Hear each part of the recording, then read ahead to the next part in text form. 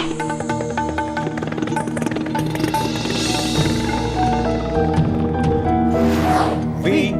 the people of India, having solemnly resolved to constitute India into a sovereign, socialist, secular, democratic republic, and to secure to all its citizens. শুরু করলাম আজকের চতুর্থ স্তম্ভ। আমি সুচন্দ্রিমা, নমস্কার।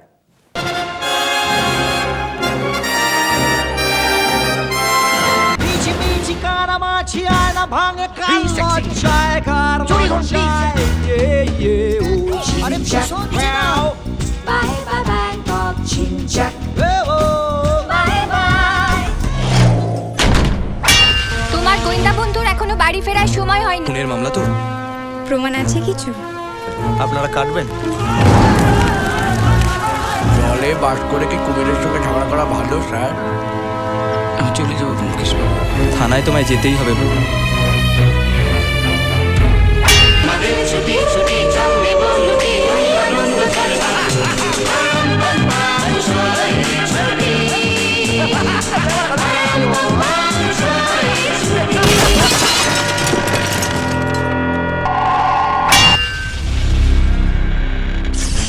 কেউ আমাকে খুন করতে চায়।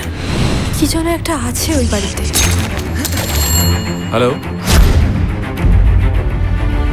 বেনি মাধবের বড্ড বেনি, অনেকগুলো মহিলা চরিত্র। বেনি সংহার? আরে খোপা খোপা।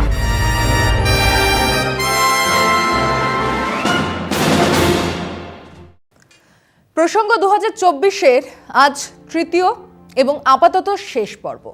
তার আগে গত দুদিন যা বলেছি তা একটু ঝালিয়ে নেওয়া যাক। তিনটে প্রশ্ন। এক, মোদিজি কি অপরাজেয়? প্রশ্ন দুই, কিভাবে তাকে হারানো যাবে বা তিনি কিভাবে হারবেন? প্রশ্ন তিন, কে হবেন পরের মুখ, কার নেতৃত্বে তাকে হারানো যাবে? উত্তর এক, আপাত গণতন্ত্র যে দেশে আছে সেখানে কোনো দল, কোনো নেতা অপরাজেয় নন।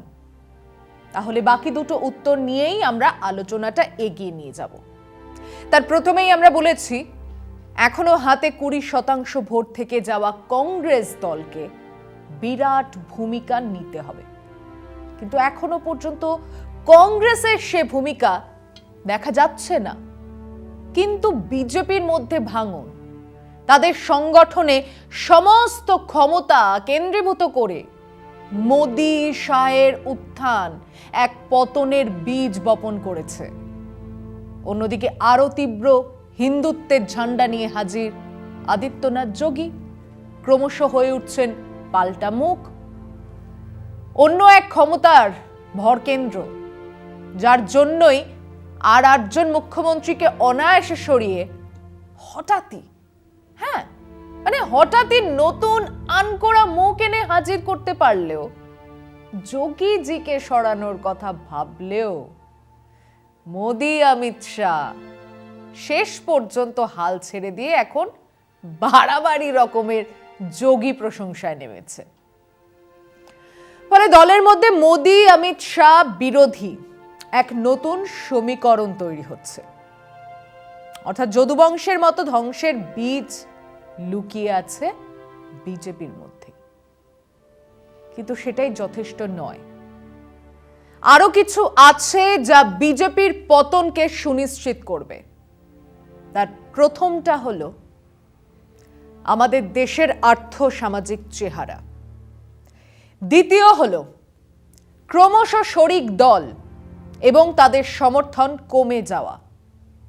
তৃতীয় হলো অত্যন্ত সংগঠিত শক্তি হিসাবে উঠে আসছে রিজিয়নাল দলগুলো, তৃণমূল, আরজেডি, সমাজবাদী দল, তেলেঙ্গানা রাষ্ট্রীয় সমিতি, ওয়াইএসআর কংগ্রেস, ডিএমকে, শিবসেনা, আপ, বিজু জনতা দল, এনসিপি, ঝাড়খণ্ড পার্টি ইত্যাদি।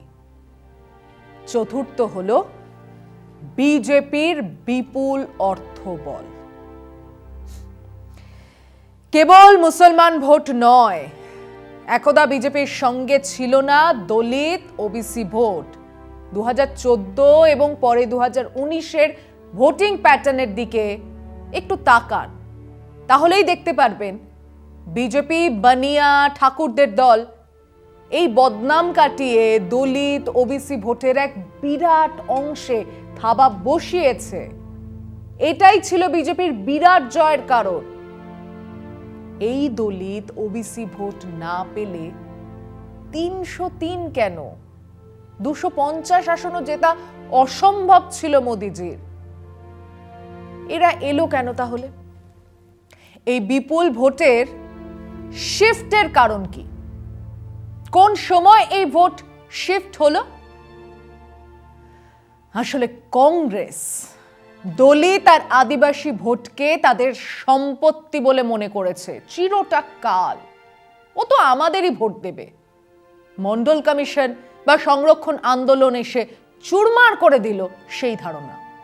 হঠাৎই দলিত আদিবাসী ওবিসি ভোট হয়ে উঠল প্রত্যেক দলের কাছে অমূল্য সম্পদ, গোল্ড রাশ।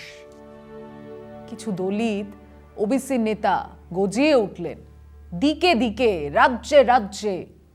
কেউ কেউ ক্ষমতাবান হয়ে উঠলেন। তাদের ছত্রছায়ায় কিছু ওবিসি দলিত মানুষ তাদের হাতে ক্ষমতা পাবার কথা 10 মুখে জাহির করতে লাগলেন। এক ধরনের ক্ষমতায়ন হলো, হাম ভি কম নেহি। কিন্তু অচিরেই ওই বিপুল সংখ্যক দলিত ওবিসি মানুষজন বুঝতে পারলেন তাদের সামনে রেখে কামিয়ে নিচ্ছে কিছু নেতা। তাদের ঘরের ছেলেমেয়েরা স্কুলে যাচ্ছে। স্বাভাবিকভাবে দলিত ওবিসি সমাজে বোধবুদ্ধি বেড়েছে। ঠিক সেই রকম সময় তাদের কাছে এলো পার্টি উইথ আ ডিফারেন্স। বিজেপির আহ্বান, মোদিজির আহ্বান, এক চায়ওয়ালার আহ্বান। কি সেই আহ্বান? বলছি একটা বিরতির পর। লালু প্রসাদ যাদব গরু দুইয়ে দেখাতেন, দেহাতি ভাষায় কথা বলতেন, জনপ্রিয়তা পেয়েছিলেন। নরেন্দ্র মোদী 3টে অস্ত্র নিয়ে নামলেন। প্রথম হলো আপনারাও হিন্দু, দুসাদ, বাল্মীকি, নিষাদ, পাসওয়ান হলেও আপনারা হিন্দু। এক হিন্দু সম্মেলনের প্রশ্ন। দ্বিতীয় হলো আমি চায়ওয়ালা, চা বিক্রি করেছি, আমি তোমাদেরই লোক। তৃতীয় হলো আকণ্ঠ দুর্নীতিতে ডুবে থাকা সেই রাজনৈতিক পরিকাঠামোতে না খায়েঙ্গে না খানে দেঙ্গের স্লোগান। মোদ্দা কথা হচ্ছে अच्छे दिन। দলিত ওবিসি মানুষজন লুফে নিলেন, ঝোলা ভরে ভোট দিলেন মোদিজিকে। স্লোগান উঠল, মোদি হ্যায় তো মুমকিন হ্যায়। খানিকটা আমাদের মুম্বাইয়ের স্বপ্ন ফেরি করা সিনেমা ইন্ডাস্ট্রির মতো। মোদিজি তখন স্বপ্ন ফেরি করছেন। আর কে না জানে স্বপ্নের পোলাওতে কেউ ঘি কম দেয় না, কারণ তাতে খরচ নেই। साल में 2 करोड़ नौकरी, सबके हाथ में 15-15 लाख रुपया, 5 ट्रिलियन इकोनॉमी, काला धन वापस लाएंगे। लोहा गरम ছিল, হাতোড়া মার দিয়া, ফুল টস বলে ছক্কা। তারপর চাকরি দেওয়া দূরস্থান, গত 40 বছরের রেকর্ড বেকারত্ব, পেট্রোল ডিজেল থেকে কোটি কোটি টাকা কামিয়ে তার ছিটে ফোঁটা গরিব মানুষের হাতে দিলেও ততদিনে মূল্য বৃদ্ধি, হাতে পাওয়া সেই পয়সাকে বোঝারও সময় দিচ্ছে না। উজ্জ্বলা যোজনার ঢাক পিটিয়ে শুরু করার পর এখন খোঁড়াচ্ছে, ব্যয় বরাদ্দই কমানো হচ্ছে, শিল্পে মন্দা, এমএসএমই সেক্টর ধুঁকছে, ছাঁটাই লে অফ চলছে। সেই যারা अच्छे দিনের কথা শুনে এসেছিলেন তারা হতবম্ব, তারা ক্ষুব্ধ। তাদেরই বিরাট অংশ লকডাউনে অনাহার দেখেছে। মাইলের পর মাইল হেঁটে বাড়ি ফেরার চেষ্টা করেছেন। ছেলে চাকরি করছিল, চাকরি গেছে।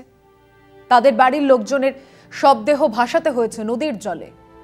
তাদের এক বিরাট অংশ কিছুটা হলেও বুঝতে পারছেন তাদের বোকা বানানো হয়েছে। আচ্ছে দিন তো দূরস্থান, আগের সুখটুকুও গেছে। এই সংখ্যাটা কম নয়, এদের ভোট কম নয়। অন্যদিকে মুসলিম ভোট কংগ্রেসের কাছ থেকে তো গেলই, এলো কোথায়? বিজেপিতে তো নয়। দেশজোড়া মুসলিম ভোট শতভাগে ভাগ হয়ে বিভিন্ন বিরোধী দলের কাছে গিয়েছিল। বিজেপির তীব্র বিষ তাদের হুঁশ ফিরিয়েছে। তারা পরিষ্কার বুঝতে পেরেছেন, যেখানে যে বিজেপিকে হারাবে সেখানে তাদের বাক্সে ভোট দিতে হবে। প্রমাণ, বাংলায় মুসলিম ভোট সিপিএম বা কংগ্রেস যায়নি। সাব্বাস আব্বাস বলে কমরেড সেলিম সাহেব এক মুসলমান পীরজাদাকে হাজির করলেও এই মুসলমান ভোট কংগ্রেস বা সিপিএম এর ঝোলায় যায়নি। স্ট্র্যাটেজিক ভোট ডিএমকে পেয়েছে মুসলিম ভোট। দিল্লিতে আপ পেয়েছে আন্ধ্রে জগন রেড্ডি, তেলেঙ্গানাতে টিআরএস। যদি ইউপিতে সপা এগিয়ে থাকে তাহলে তারাই মুসলিম ভোট পাবে। বিএসপির ভোট আরো কমবে। বাংলার নির্বাচনের শিক্ষা। অন্যদিকে দেশের কৃষক রাস্তায়, লক্ষ লক্ষ কৃষক। ওদিকে বিভিন্ন সেক্টরের অর্গানাইজড শ্রমিক, আনঅর্গানাইজড শ্রমিক ফুঁসছে। তার প্রভাব ভোট বাক্সে পড়বে বইকি। দ্বিতীয় কারণ যা বিজেপির ভোট ব্যাংকে প্রভাব ফেলবে তা হলো শরিক দলদের সরে যাওয়া। কেবল শিবসেনা বা আকালি দল নয়, বিজেপির শরিক দল কমতে কমতে নীতিশের জেডিইউ ইউপিতে আপনা দলে এসে ঠেকেছে। এনডিএর সেই অর্থে কোনো অস্তিত্বই নেই। যে শরিক দলের কাঁধে ভর দিয়ে মোদিজি ক্ষমতায় এসেছিলেন, সেই শরিক দল আজ তার বিরোধী। তাদের জাত গোষ্ঠীর ভোট ব্যাংক বিজেপির হাতের বাইরে। এরপর তৃতীয় হলো আঞ্চলিক দলের ক্ষমতা বেড়ে যাওয়া। বাংলায় 2024-এ বিজেপির টার্গেট 42 নয়, 6টা কি 7টা আসন, তাও নিশ্চিত নয়। উত্তরপ্রদেশে যা 2019-এ পেয়েছে তার অর্ধেক পেলেও বিজেপি খুশি হবে। মহারাষ্ট্র আগাড়ির সঙ্গে লড়াইয়ে অনেক পিছিয়ে বিজেপি। দিল্লিতে একটা আসন পেলেও যথেষ্ট। অন্ধ্র, তেলেঙ্গানা, ঝাড়খণ্ড এখানেও তাই। তামিলনাড়ুতে স্টালিন ক্রমশ ক্ষমতা বাড়াচ্ছে। বিহার, গুজরাটে প্রায় সমান সমান। কেরালায় কোনো প্রশ্নই নেই।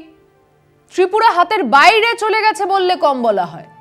উড়িষ্যায় বিজেডি সিংহভাগ পাবে এবং বিজেপি 220-র তলায় গেলে নবীন পট্টনায়ক সেকুলার সরকারের কথা বলবেন। ওটা উড়িষ্যার রাজনীতি। ছত্তিশগড়, রাজস্থান, হরিয়ানাতে কংগ্রেস ভালো ফল করবে। পাঞ্জাবে হয় আপ, না হলে কংগ্রেস। গুজরাটে কংগ্রেস আগের থেকে ভালো ফল করবে। কেবল গুজরাট বিজেপি দলের মধ্যে ঝগড়ার ফলেই বেশ কিছু আসন হারাবে বিজেপি। কর্ণাটকে লিঙ্গায়ত ভোট পুরোটাই বোম্বাইয়ের সঙ্গে থাকবে, এমন মনে করার কোনো কারণ নেই। মধ্যপ্রদেশে কাঁটে কা টক্কর। সব মিলিয়ে বেশিরভাগ বড় রাজ্য হয় রিজিওনাল দল, না হলে কংগ্রেস এগিয়েই থাকবে।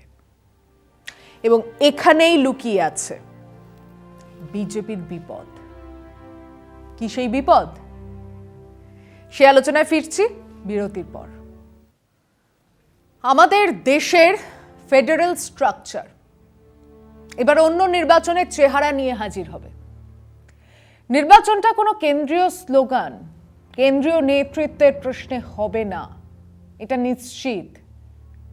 মোদিজিকে বাংলায় মমতার সঙ্গে লড়তে হবে, বিহারে আরজেডির সঙ্গে, দিল্লিতে আপের সঙ্গে, মহারাষ্ট্র শিবসেনা কংগ্রেস এনসিপি জোটের সঙ্গে, তামিলনাড়ুতে ডিএমকের সঙ্গে, উত্তরপ্রদেশে অখিলেশ যাদবের সঙ্গে, অন্ধ্রে জগন রেড্ডির সঙ্গে, তেলেঙ্গানায় টিআরএস এর সঙ্গে লড়তে হবে। প্রত্যেকটা লড়াই কঠিন হয়ে উঠছে ক্রমশ, আর সেটাই বিরোধী দলের যে কোনো আলোচনায় উঠে আসছে। যে যার রাজ্যে বিজেপিকে হারান, পরে বাকি হিসেব বুঝে নেওয়া যাবে। এবার চতুর্থ বিষয়, বিজেপির অর্থবল। কেন এত পয়সা আসে বিজেপির কাছে? কারা দেয়? উত্তর, শিল্পপতিরা দেয়, সবার জানা। এই শিল্পপতিরা কি বিজেপির আদর্শে বিশ্বাস করে টাকা দেয়?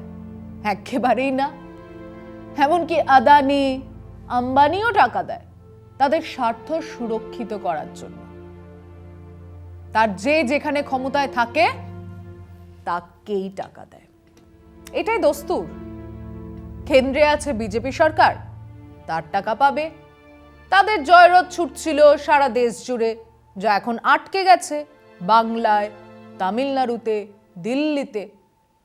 তাহলে বিরোধী শাসিত এই রাজ্যের দলগুলো টাকা পাবে না? দেশের শিল্পপতিরা কি জানেন না? হলেও হতে পারে পরিবর্তন। তারা সেই হিসেব করেই এবার টাকা দেবে। বিজেপির কাছে টাকা যাবে নিশ্চিত, কিন্তু বিরোধীদের কাছেও যাবে, এটাও হলফ করে বলাই যায়। আগের থেকে অনেক বেশিই যাবে। কাজে এবার লড়াই হবে। ভারতবর্ষের ফেডারেল স্ট্রাকচারের মধ্যেই লুকিয়ে আছে বিজেপির পতনের কারণ। কেবল দেখার সেই পতনের মাত্রা কতখানি।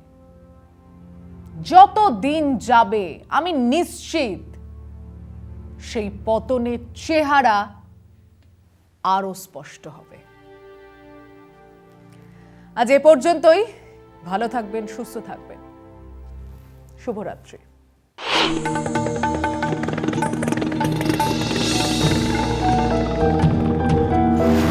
We, the people of India, having solemnly resolved to constitute India into a sovereign, socialist, secular, democratic republic, and to secure to all its citizens